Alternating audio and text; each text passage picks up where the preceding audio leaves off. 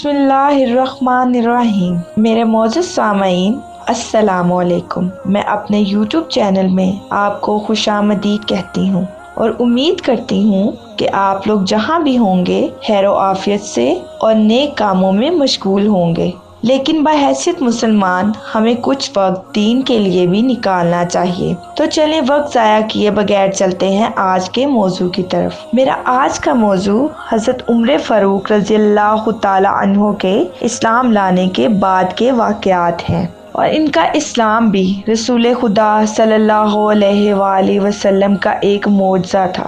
کئی دن سے حضرت صلی اللہ علیہ وآلہ وسلم دعائیں مانگ رہے تھے کہ یا اللہ دین اسلام کو عمر بن خطاب سے عزت دے۔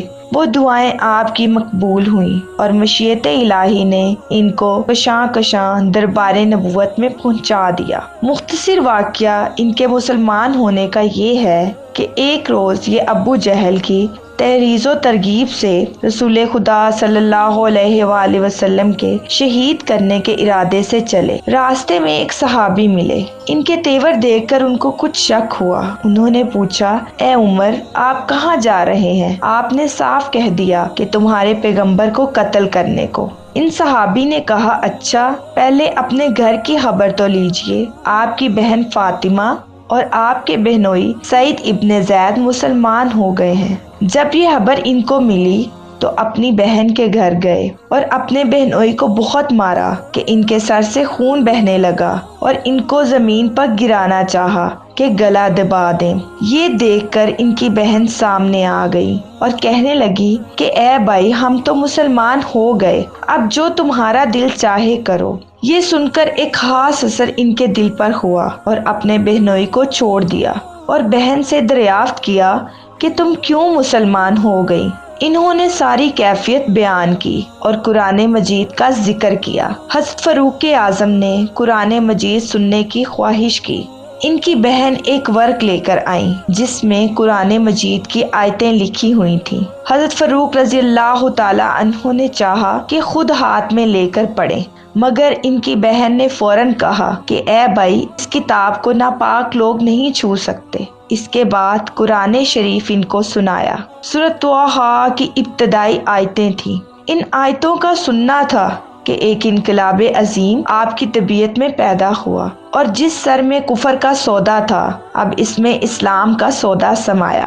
اسی وقت رسول خدا صلی اللہ علیہ وآلہ وسلم کی خدمت میں حاضر ہو کر مشرف با اسلام ہوئے۔ جب یہ مسلمان ہونے کے لیے حاضر خدمت ہوئے تو رسول خدا صلی اللہ علیہ وآلہ وسلم نے چند قدم اپنی جگہ سے چل کر معانقہ کیا اور ان کے سینے پر 3 مرتبہ ہاتھ پھیر کر دعا دی کہ اے اللہ، ان کے سینے سے کینہ و عداوت کو نکال دے اور ایمان سے بھر دے۔ پھر جبریل امین مبارکباد دینے کے لیے آئے کہ یا رسول اللہ، اس وقت آسمان والے ایک دوسرے کو حضرت عمر رضی اللہ تعالی عنہ کے اسلام لانے کی خوشخبری سنا رہے ہیں۔ اس نازک اور پرخطر وقت میں مسلمان ہوتے ہی اپنے اسلام کا اعلان کیا اور کافروں کے سامنے چند اشعار نظم کر کے پڑھے اور کافروں نے ان کو گھیر لیا، لیکن باوجود تنہا ہونے کے انہوں نے بھی کافروں کو مارا۔ قریب تھا کہ کافر ان کو شہید کر دیں کہ عاص بن وائل نے آ کر چھڑایا۔ ان کے مسلمان ہوتے ہی رسول خدا صلی اللہ علیہ وآلہ وسلم نے اعلان کے ساتھ کعبہ میں نماز پڑھی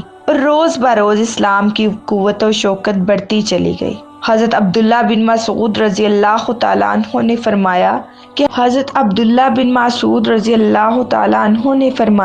حضرت عمر رضی اللہ تعالیٰ عنہ کا مسلمان ہونا ہی فتح اسلام تھا، اور ان کی ہجرت نصرت الہی تھی، اور ان کی خلافت اللہ کی رحمت تھی۔ رسول خدا صلی اللہ علیہ وآلہ وسلم کے بعد ہجرت کر کے مدینہ گئے اور بڑی شان سے ہجرت کی۔ جب مکہ سے چلنے لگے تو کعبہ مکرمہ کا طواف کیا اور مجمع کفار کو مخاطب کر کے فرمایا کہ میں اس وقت ہجرت کر رہا ہوں، یہ نہ کہنا کہ عمر چھپ کر بھاگ گیا۔ جس کو اپنی بیوی کو بیوہ کرنا اور بچوں کو یتیم کرنا منظور دور ہو اس وادی سے نکل کر مجھے روک لے، مگر کسی کی ہمت نہ ہوئی کہ کچھ جواب دیتا۔ میں امید کرتی ہوں کہ میری آج کی ویڈیو آپ کو پسند آئی ہوگی، اور اگر میری ویڈیو پسند آئی ہو تو ہمارے چینل کو لائک، سبسکرائب اور شیئر ضرور کیجیے، اور ساتھ ساتھ بیل آئیکن کو دبانا مت بھولیے تاکہ ہر آنے والی نئی ویڈیو کا نوٹیفیکیشن آپ کو آپ کی اسکرین پر ملے۔ شکریہ۔